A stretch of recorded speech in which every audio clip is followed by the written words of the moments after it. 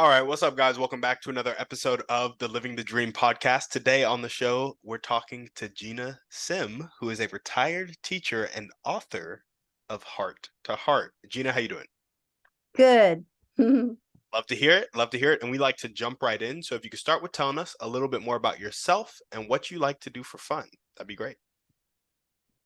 Well, once you're retired, the word fun takes on a whole new meaning. You really find yourself and you get enough sleep and you find your creativity and you take long walks. And anyway, the day just flies by. And I have to say that before I retired, because I had a career that was very stimulating, I was a first grade teacher. And one of these careers where you really feel like you're making a difference in the world. I couldn't imagine myself retired. And I remember talking to people about it. I'm just going to hold out. What's the point? But one of the things that happened is that the fast pace of teaching, many careers, teaching in particular, I couldn't keep all the balls in the air in the way that I could when I was young. And so that was one reason that made me, think twice about staying in it, until 100. The other reason is that I started writing a book at the last 4 years of my career. Someone asked me to kind of write down what I was doing in my classroom. So I couldn't wait to be able to talk about my book and promote it and do workshops and things like that, when having the time to do that.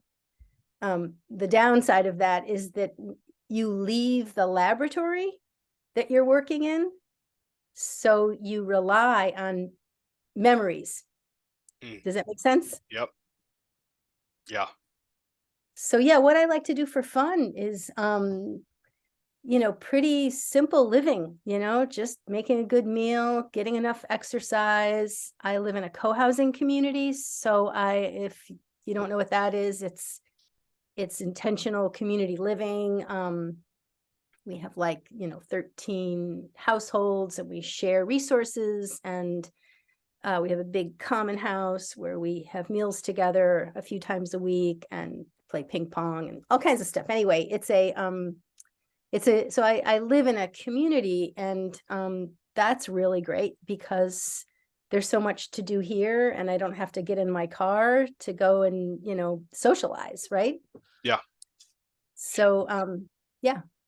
And you said it's a co-living community or a co. It's called co-housing, and it was designed or thought of in Denmark, and it's based on the European village, so that, it's just any kind of neighborhood, really, except that you actually know your neighbors. And the architectural design is intentional to actually bump into people. I got you. So kitchen windows face each other, and there's no cars. There's centralized parking. So when you go into the community, you leave the parking lot and you walk up into the village, and you bring your groceries up in a cart. And anyway, yeah, there's many all over the world, co-housing communities. I gotcha. I gotcha. And are you in America? Yes, I'm in Massachusetts. Gotcha. I was just asking because we're so individualist over here, and I've heard about co-living communities sourced from Denmark because my friend is really into them, but we've just talked about how they're kind of scarce here in America because everybody's so like, I want my personal space and my own lawn and like this Yeah. um not even that, because I feel like you can have a co-living community and have your personal space, but it's just like we're not very relational Yes. as Yeah. much in America. So yeah, that's really awesome that you live in a co-living community. I like that a lot. I want to go back to what you said a little bit earlier about how, you kind of left teaching because couldn't juggle all the balls, and you were also wanting to go full time on the book, but now you're kind of living off memories. What's the tension there with like having written the book and like having you're talking about it, but you're not like practicing it every day necessarily? Does some of the stuff get a little fuzzy? How do you deal with that? Oh yeah, it doesn't get fuzzy. That's not it. It's just that let's see, like one of the things I did in my book is I wrote a curriculum, a social emotional curriculum. So that what that means in educational jargon is uh, a curriculum to teach the kids how to get along with each other. And the way I like to put it is I created this infrastructure for compassion. Mhm. So that not just getting along, but really having empathy skills and being able to problem solve without me and um, know how to be there for each other open-heartedly.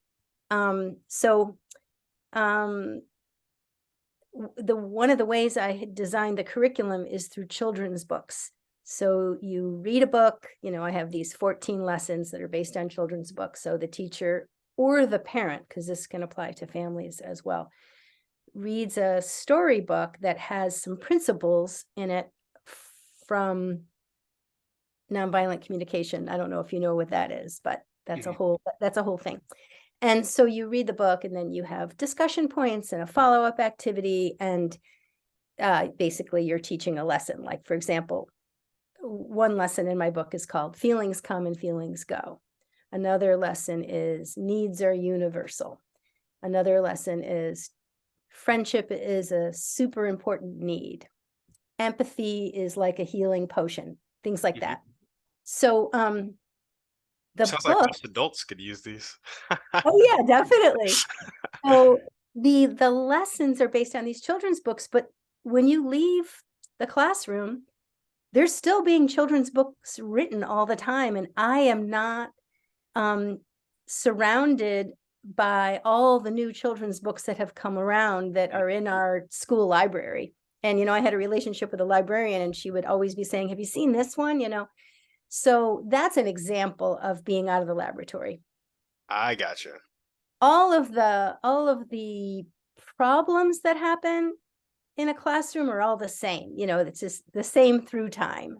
Yeah. Um, the technology changes, and things like that. I'm not bumping into little kids telling me an amazing story about, while I'm tying their shoe, I'm not hearing them say, my father died this summer, but it's my mother told me it's all going to be okay. Those Yeah. things, you hear things like that, um, every day, not at that intent level of intensity, but amazing things Mhm. all day long. And you're just, it's like syrup being poured over you. It's one of the real things that keep you going, for the hard stuff, you know? Yeah. So yeah, I miss that, but, you know, it's like any career, you have meetings to go to and reports to write and phone calls to make and emails to read, and so that's the part that I don't miss. Yeah. Yeah. I gotcha. I gotcha. Well, awesome. Tell us a little bit more about why you wrote the book. Like, what's your motivation for writing the book, getting it out there? What gets you up and keeps you going every day?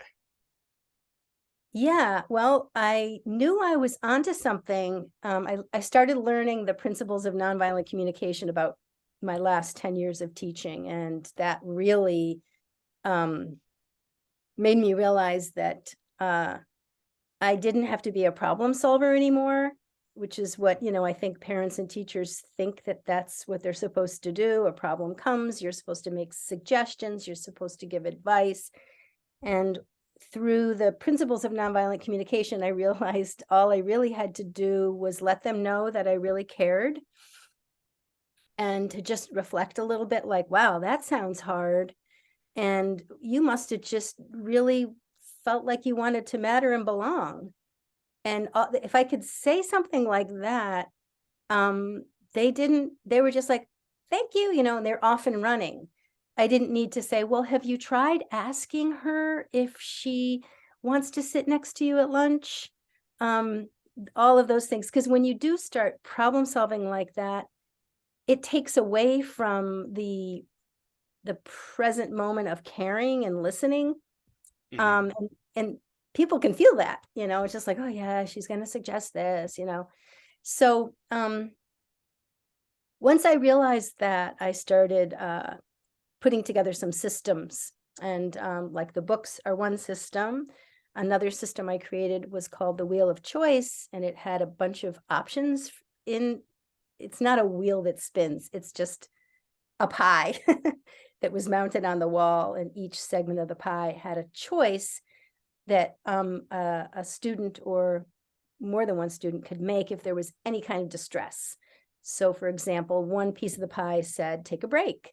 One piece of the pie said, have an empathy session. One piece of the pie said, make a request, and so on. And those pieces of the pie were also taught through the curriculum.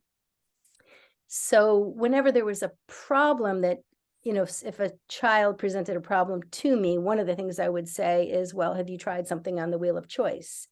And they would be like, oh, right, and off they would go. So that was my second system. And then my third system was just how to have a problem solving meeting with the whole class about problems that impacted everybody. And, same with families. So like a family meeting, but a class meeting. So yeah, once I started creating these systems, people were saying, wow, you should write a book.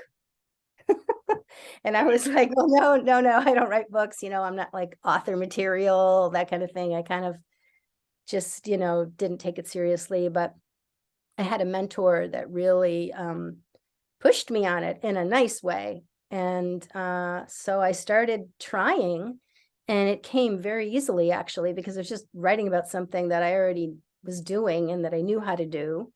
And I created this manual. I have it right here just to show you that it's very skinny. And I did that on purpose because so many books for parents and teachers that are out there and really, really good are like tomes Yep. and full of narrative.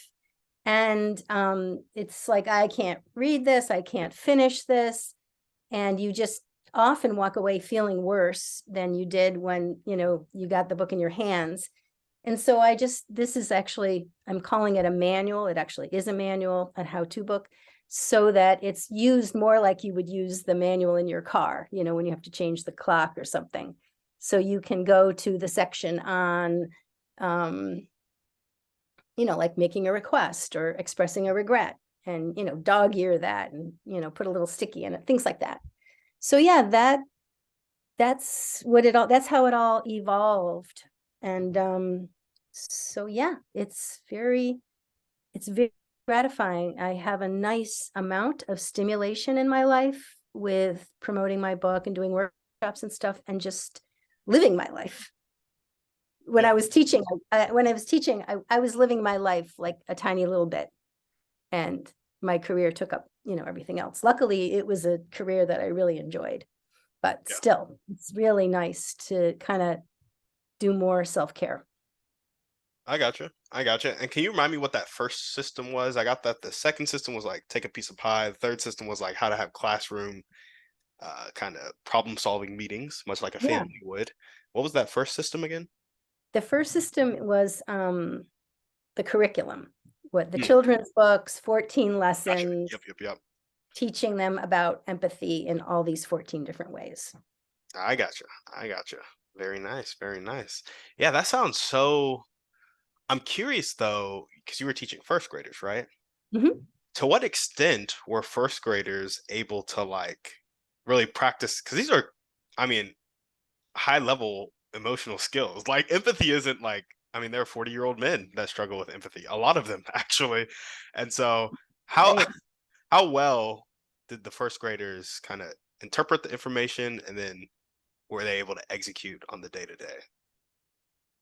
Yeah, it's really the inverse of what you're describing. It's really like so many things, little kids can learn something more easily than Hmm. older people for all those reasons. And one of the things I noticed is that, well, first of all, let's go back to sort of like the Buddhist principles of we're all born open-heartedly Yep. as loving creatures, right? We're not born, with stress and anger. I Yeah. once I once saw a poster in my school early in my career on somebody's wall that had a bunch of infants all swaddled, from all over the world, all lined up. And at the top of the poster, it said, "Nobody's born angry." And it really made an impression on me. Like, so it begs the question, like, well, what happens, Yeah. right? So that principle of there we're let's our open-heartedness, our goodness, our compassion is like the sun that's always shining, and the sun never stops shining even though there's clouds in the way, right? The sun is still shining. So that open-heartedness within us all is like the sun, but the clouds cover it, for others and for ourselves, so that we can't access it. So that's one way of looking at it, and that's sort Yeah. of like a Tibetan Buddhist principle. But what I've noticed is like if you put in the schedule like math, reading, heart talk, the kids come in and they're like, "Oh, what's heart talk?" And you just say, "Well, we're going to learn, it's how to use our hearts to help us love each other." They're like, "Okay." So they're like, "Okay, what time is heart talk?" "Oh, 2:30." "Oh, great. What are we learning in heart talk today?" And I'll be like, "Oh, it's right there on the board. Today we're going to learn about how feelings come and feelings go." And then, they'll start talking and they'll be like, "That's true." And then I'll have the lesson and it goes from there. And I'll just tell you one story I've told in a lot of different venues, that on my last year teaching on the first day of school, um, I had a student come in who was on the spectrum, and he walked in and he looked at all of the feelings and needs cards that I had on the wall, like 9 by 12. And so I'll just show you what I have, a small version of these. So here's a feelings card. That's surprised, that's scared, that's lonely. Hmm. I had those really big on the wall, and I had the needs cards are like giving and sharing, a need for giving and sharing, a need to matter and belong, a need to learn and discover, etc. So he comes in the first day, he memorizes all of them because that's, his forte. And we sit down for our first morning meeting to get to know each other. And he raised his hand right away and said, "Miss Gina, I'm really lonely because I need friendship." So I hadn't taught a thing, right? We didn't even know each other's names.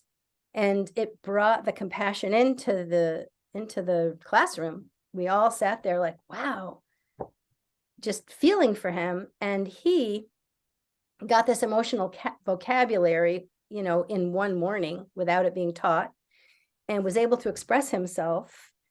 Um, and so that's an example of a quick study of a younger person versus a 40-year-old. Yeah. Just on those, just looked at the 9 by 12 cards. I was like, that's the one for me. And he was able to, that's, yeah. And I also like the open-hearted nature of kids where it's like they haven't been told or conditioned to believe that vulnerability is like a bad thing. Exactly. So they will willingly share that stuff with Yes. people, you know? Yeah. Really cool stuff. Really cool stuff. Well, awesome. Tell us about your dreams and goals, vision for the book. Like, do you see it going to every teacher across the world? Are you just kind of in small communities of teachers? Where do you see the book doing? What do you see the impact it making in classrooms? Yeah. My mentor, the person I mentioned who asked me to consider writing a book and really, encouraged me and helped me along the way, she when she first realized what I was doing, she said, she was a big visionary person and really wanted everybody to think in visionary terms, and said, "So what is your vision?" And I said, "Well, I'd love it, if all the first grade teachers, so we have 3 classes, if all the first grade teachers in my school used my systems." And she was like, "Really?" you don't want to go any bigger than that? And I said, well, actually, it'd be great if like the kindergarten teachers and the second grade teachers joined because, they're the sandwich between first grade. And again, really? And then, I went into, well, maybe the whole school, maybe the district. And she just keeps saying, really? And I was like, are you saying, Yeah. are you saying the whole world? And she said, of course. Yep. Yep. That's really awesome. Who is your mentor? Is she like well known? Yeah, her name is Mickey Kashtan, and she is an NVC, nonviolent communication practitioner, and definitely a very well-known name in the world of NVC. I gotcha. I gotcha. Yeah. I'm like, it takes somebody special to push people like that. Yeah, absolutely. So yeah, I really have never forgotten that, and now I'm doing it. I was just, I got an email. I was in Maine doing a workshop for teachers. And while I was there, I got an email from a woman in Amsterdam saying, hi, Gina. I didn't know who this person was. Hi, Gina. I just wanted to know if you'd be interested in doing a workshop for our democratic school in the Netherlands. And I was like, wow, that's awesome. So like we worked it out. And then like the week before the workshop, she emailed me and said, actually, we have some friends from the Czech Republic that would like to join us because they have a democratic school there too. And I was like, Czech Republic, like, is that Prague? So Yeah. I'm like, wait a second, Amsterdam and Prague, they're like the coolest cities in the world. So anyway, that's an example of it going into the world. Yeah. Yeah. And That's epic. and not to mention, the pandemic and Zoom and, Zoom bringing everybody from all over the world together. And I actually retired the year before the pandemic. So that was very lucky. Very great timing. Yeah, not on purpose, but Yeah. yes. Yeah. No, for sure. For sure. Okay. So we got get heart to heart out to the whole world. Are there any other dreams or goals that you want to chat about? Oh, yeah, I think I would just, I have this thing, this new mantra, open-hearted children lead to an open-hearted world. Hmm. And so, That's gonna be the title of this podcast. yes, because it's obvious that that's what would happen if we could all stay open-hearted, then everything we do would be like if we had an open-hearted family, let's just start there. We would sit around the dinner table being vulnerable and compassionate and communicative, and we would be able to let each other into our inner landscape, which is what everybody wants. Everybody. everybody 100%. wants everybody wants to reveal their inner landscape, and they want to hear about yours. So that's just a family, but think about like, so the open-hearted children are running the world now, and so the companies are sitting around being vulnerable and compassionate and transparent and open-hearted, and it goes from there. Yeah. If you think on that scale, the scale of a family and a scale of a large corporation, and you can see how it would all come together. Oh, 100%. The dominoes start to fall. Yes, I like that. Yeah. Um, Open-hearted children lead to an open-hearted world. And it really is true because kids will like teach you some or remind you of, because I feel like most of us really just need reminders, like Yeah, lessons we learned, but we just need to be reminded of them. Some pretty profound stuff of just like, you've had kids being so like honest and forthright, just really call their parents out on some stuff, or talk about something like, this is how I'm feeling in a certain situation, and it shocks the parents, like, oh my gosh, exactly. this is what I'm doing to my child, or this is how my child feels because of my behavior, or so on and so forth. And so yeah, I like that a lot. Open-hearted children lead to an open-hearted world. So I guess in addition to getting heart to heart out to the whole world, the intent behind that is to kind of create that environment where we have open-hearted children leading to that open-hearted world. Yeah, actually leading the world. Mm, because they're now the open-hearted adults running the world. there we go. I There mean, we people like you know, you are a person because of your age, you know, you're younger than me, but like you're the prime age for like what I think of people running the world. I gotcha. I appreciate that. How old do you think I am? Oh, I'd say early 40s, late 30s. 23. Oh my God, I'm so sorry. You're way younger than I thought. That's awesome. That's awesome. Thank you. I appreciate that. I appreciate that. Yeah, you're getting a real head start there. Yeah, yeah, I'm happy about it too. You know, just doing what I like to do. Ask me about And their I, dreams. you know, I hope that you're being successful because when I saw the name of your podcast, it really pulled me in. Mm-hmm.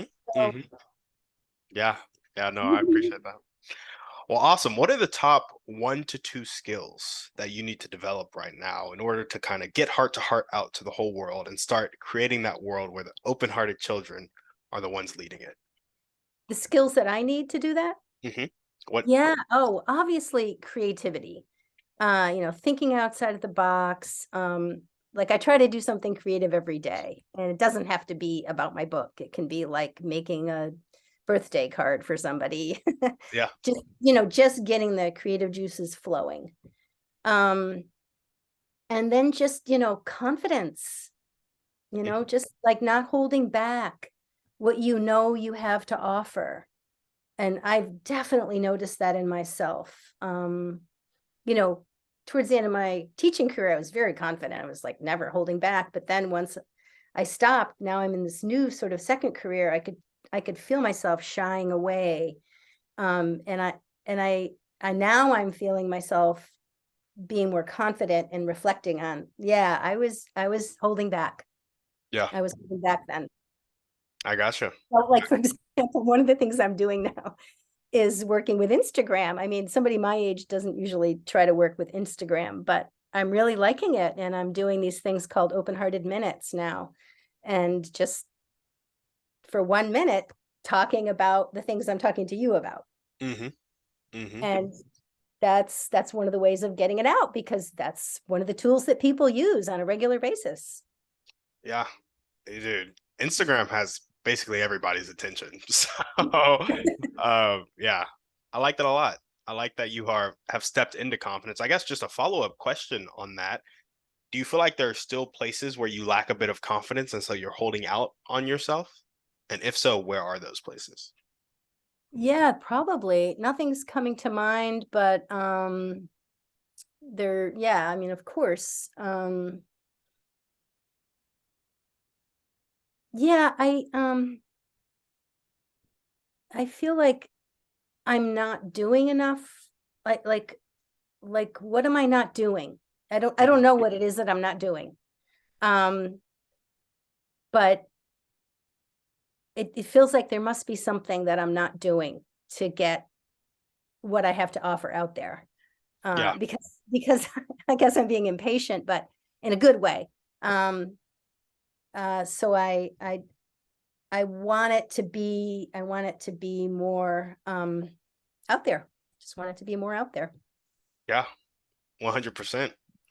Um, have you ever thought about employing leverage into the situation? Like Instagram is a form of leverage in the sense that it's like you post it once and it just keeps on keeping on and keeps getting attention.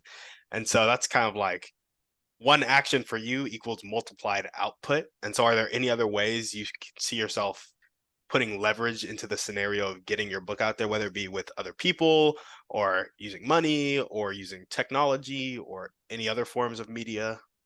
Yeah, yeah, all those things really count for something. I'm holding back on spending money, but I am doing a lot of collaborating with people, people that are interested in the same things that I'm interested in, but are doing something a little different. So we'll do a workshop together. Like I have a friend that just wrote a book, a children's book that would go with my children's book. So we're doing a workshop together in a month or so down in DC. Um, what's another example? A friend of mine is personal coach, like a business coach. Hmm. And he put together a fundamentals of coaching class that I decided to take, because coaching is, also very relevant for what I do. Um, yeah, there's a lot of I don't know if you've heard of sociocracy, but it's a way of uh, governing organizations, and I know a lot about that because this is how our co-housing community is governed, and they have a section called Sociocracy in Youth, and I just started collaborating with them. Mm. I met somebody who wrote a book very similar to mine, a manual, very skinny, but it's all about using sociocracy with children to make decisions. So we collaborated. So collaborating is really good because you get other ideas, Yep. if you can find somebody to work with. Um, and then just being open, like people will say, have you ever thought of, when you first hear that, you're just like, oh God. But I try to be open, like, yeah, let's listen. What do you got? Yeah. Yeah. No, absolutely. That's awesome. I really like the focus on collaboration. There's this book called Who Not How, which talks a lot about anytime you're stuck doing something and you're thinking about how you need to do it, instead ask yourself the question, who do I need to meet that can help me get this done? Because you're gonna be like, how do I grow my following on Instagram? Well, you could spend 3 years learning to do that, and then the algorithm changes. Versus like, Yes. who can I meet right now to help me grow my following on Instagram? Somebody could already have 100,000 followers and cut your learning curve by like 2 years. And so Yes. Yes. it's just a really good form. Like collaboration is key. What did you say? Who something how? Oh, it's called Who Not How. Oh, who, not how. I see. New who, not. Oh, perfect. Yes, I love that. Hmm. Yeah. In fact, my friend today who got me into this Instagram idea, she was saying, "Oh, I saw your two posts, and is it okay? I've got a lot of creative ideas I just want to throw out, And it's like, sure, I've been thinking too. And she just like, boom, boom, boom. I really liked your shirt, but I'm thinking, it's got to be, the camera has to be closer. And she just named all these things that I was already kind of thinking about. So that was fantastic because I got very, there weren't doubts that were confirmed. It was the opposite of doubts, but like my ideas were confirmed. So it Hmm. made me want to try it. Yeah, If she hadn't said that, I'd be like, yeah, should I do that? I gotcha. Yeah. Well, awesome. Gina, what are the highest impact daily actions that you can take right now to tick the needle forward towards getting heart to heart out to the world? Mm. Well, one of the things I already do is I keep a journal, and I write in it. I have a format for it, and I have so like, how the journal opens up and you have two pages, one on the left, one on the right. The page on the left, I always write down everything I can remember that I did the day before. And at the bottom of that page, I make a list of the things that I want to do today. Mhm. And then on the right hand page, I try to write something like a little narrative that's kind of poetic, just about what's going on inside. And then I try to do a drawing under that. And then I go to the next page for the next day and I write down everything I did the day before. And I can look at the next page to see what I did, if I accomplished it or didn't. And that really organizes me. Mhm. And whenever I finish a journal and I don't have a new one in that little period before I get another journal, because I get really skinny journals, so I go through them I fast. gotcha. I like going through them fast to have a reason to buy another one. Um, when I'm in that transition period, it's unbelievable how much I'm not getting done. Even though I've got the template in my head, writing is amazing for making commitments to what you want to do and what you want to be doing and what you've already done. I'm pretty sure when you write your goals down, you're like 40% more likely to achieve them. So Exactly. It's definitely So true. I recommend that, and I do it for myself, and the thing I'm noticing is the difference between when I'm not doing it and when I am doing it. Yeah. Yeah. I'm curious, do you ever do any like mm, keynote speaking or consulting at a district level? I'm just trying to think. Your book primarily the audience is teachers, right? Well, it's both. It actually says um, a manual for parents and teachers. Oh, okay. Yeah. So every word in the book, it's interesting because I was writing a book for two audiences. So every sentence that I was creating, I had to say, is this going to apply to both audiences? Yeah. Yeah. That's really interesting. That's really interesting. Yeah. Hmm. But yeah, go ahead. You were trying to make a point, which I don't remember what it was. I think I was asking something I learned about traffic, like not like car traffic, but like social media traffic, like attention flow from a dude named Russell Brunson is that it's already there. You just have to like find where it's at and then get in front of Yes. it. Like it's not Yes. creating more traffic. It's like, okay, who already has the eyeballs of 100,000 teachers, and how can I get in front of their platform? And like, so if there was a podcast that every teacher listened to, you'd want to be on that podcast type of vibes. Right.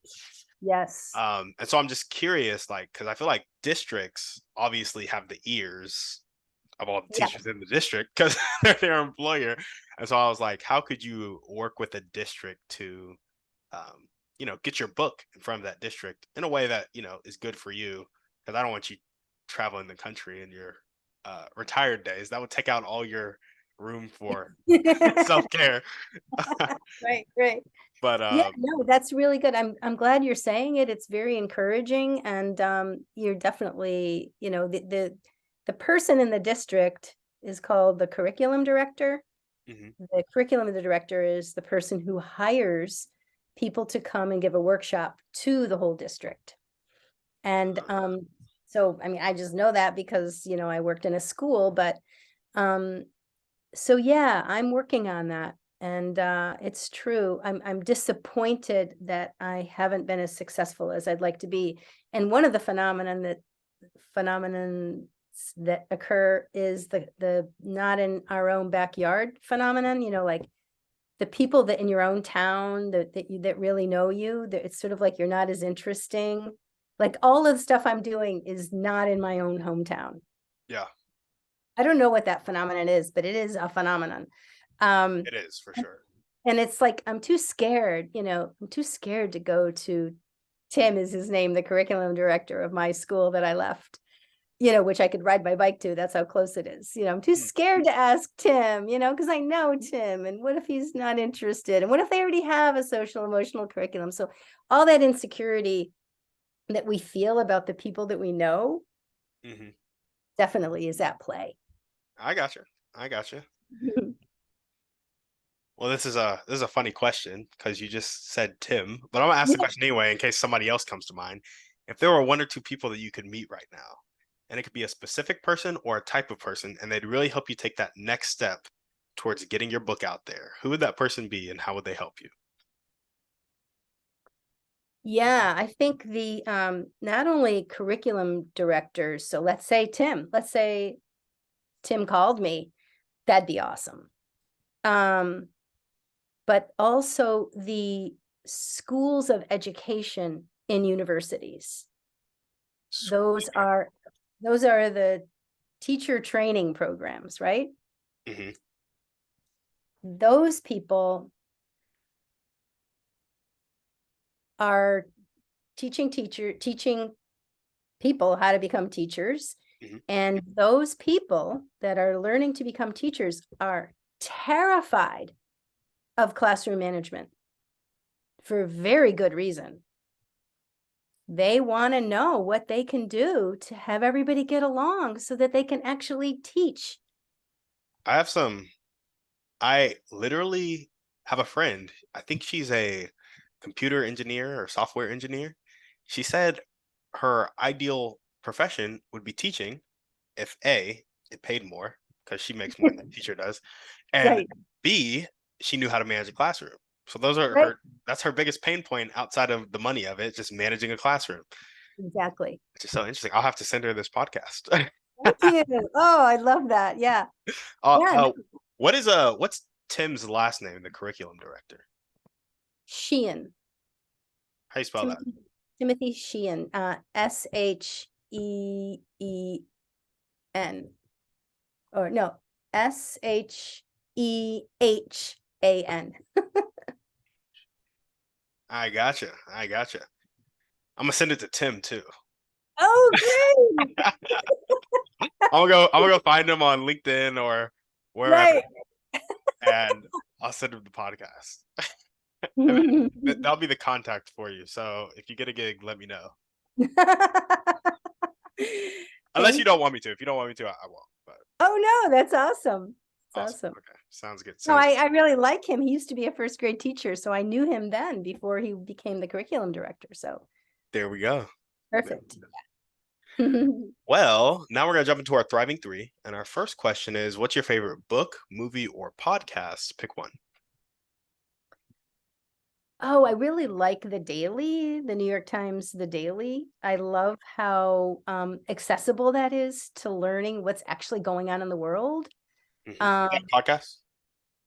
It's a podcast. It's the New York Times podcast, Gotcha. and Gotcha. it's Gotcha. called The Daily, which, you know, it's unlike, not to be confused with The Daily Show, with Yeah. Trevor Noah. Um, Even though I love his stuff too. Okay, so that would be my favorite podcast, and it's just really hard to talk about books and movies because I'm just always reading and always seeing movies. So it's It's like okay. It was a I can pick one never anyway. remember. We can stick with the podcast. That's good. Okay, great. What is one way you like to take care of yourself?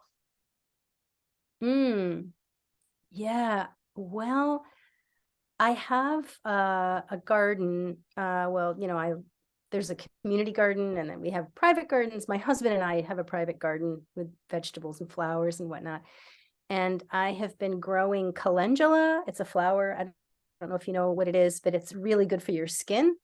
And so I've been growing the calendula and harvesting it and making it into body butter. So I love making things that I'm going to use to take care of myself, like making my own products so that, I don't know, I'm part of the whole process, including the growing of the flowers that go into them. Things like that give me a lot of satisfaction in taking care of myself. And I don't know, like we grow way more cherry tomatoes than we can eat, Mm, because, you're yep. eating them, and so now we dry them out in the oven like sun-dried tomatoes, and we have them in the freezer for the winter. And I just love going in there and eating those frozen, but now thawed out sun-dried tomatoes because they're really good for me, and we grew them. Yeah. So things like that, for self-care. I gotcha. I gotcha. And what is one action step you can take right now or continue to take if you're already doing it to network with and work with the schools of education at universities? Yeah. Yes. Yeah, I have a person I can ask, for an email list. Oh, there we go. That's epic. Yeah, I know. I'm actually gonna write that down right now, actually. Ask Yeah. that person for. Do they just casually have email lists for various things, or do they work for a company? How's that work? Oh, no, she's just worked for a lot of different colleges of education. So she knows how to access those lists. She knows, like if you went on their website, she would know which person and how to access them. That is really exciting. Yeah, so I knew about this, she's been in the back of my mind. It's like, oh, I should call Patty. But now that you've asked me that and I've written it down, oh dear, now I cannot shy away from it. I know. Looks like Patty's getting a call later tonight. Awesome. Awesome. Well, so usually I ask that my final series of questions is about limiting beliefs. Mhm. So we'll go through them a little. We'll go through them. I've been thinking about changing them though. That's why I had that pretext there, and I was Okay. debating live whether or not I was going to. But we're gonna go through them.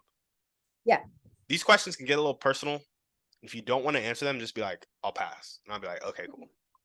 What is a limiting belief that continues to pop up in your life, if any? I think it's about Mm, aging. I gotcha. I gotcha. Yeah. I can feel myself, not as physical. Actually, it's more physical, Mm, not as physical. And so I can go down to a dark place about that with limiting beliefs. I gotcha. I gotcha. And this is a strange question, but bear with me here. Do you have any actions that reinforce this limiting belief in your life? Meaning you have the belief, and then our beliefs produce thoughts, these thoughts produce feelings, and then we act based on those feelings. Do you have any actions that come from the limiting belief around aging? Yeah, it's really like waking up in the middle of the night. It's about being in bed at night. Mm, The darkness, the long stretch of time where I'm just with myself. Um, it's unbelievable once the daylight hits. yeah, It's it's all gone. I gotcha. I gotcha. If you were to change this limiting belief around aging into an abundant phrase that Mhm. really spoke to your heart, what would that phrase be? It's something about wisdom because I can really feel that I have a lot of life wisdom, Mm, and it comes easily for me to share. I just Yeah, it's one of the benefits of getting in your latter years, and especially after you've, retired from a career. I gotcha. I gotcha. Last question for you here. How can we go about creating an environment? Think about a person who, kind of has a fixed mindset. They're not really wanting to accept help or change right now in their life, but they also don't like their life. They're very discontent. How can we create an environment around that person, not to make the choice for them, but that will help them change their life? Yeah, I think it's comes back to vision. When you have a vision for a person, you can, treat them as if they're living their vision. Hmm.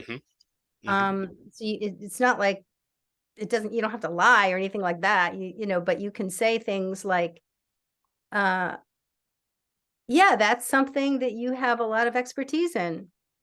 Um, you can it's not about just being positive. It's about reminding them of their uh what is it? Their greatness, and putting it into a context, and saying things like, "Oh yeah, you could be one of those people in co-housing. It'd be really easy for you to be one of those people in our community that offers to give people rides." Yeah, So you can make it into something very concrete. I got Um, you follow me? So you. it's not just, I think instead of sitting down and having a talk with somebody and saying, you know what, you're not seeing your vision, just sort of treating them as if they are. Yeah, yeah, for sure. I like that a lot. I like pointing out something great about a person and then putting it into context of like almost giving evidence to it. Exactly. I Yeah, love that. really cool. Really cool. Well, there we go. That's all we got for you today on the show, Gina. Thanks so Oh, thank much. you. Oh, it's been so nice talking to you. This is a really different podcast. This is my third one that I've done through Matchmaker, and I did not know what to expect with you, but I really enjoyed it. There we go. I enjoyed it too. Is there anything else that you want to chat about before we sign off? I would just say my website, uh, which is teachingfromyourheart.org. So your and org There we are the go.